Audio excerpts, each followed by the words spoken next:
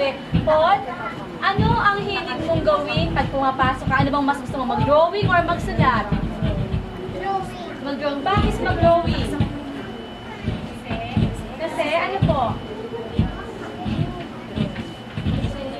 Kasi, anong ginagamit ko pag nag-drawing ka?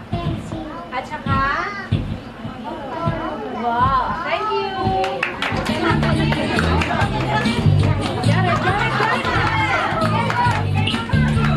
Kulang na, kulang. Popoy mga si AJ. Ate, ate. Yes, ma'am, pakagayon ka.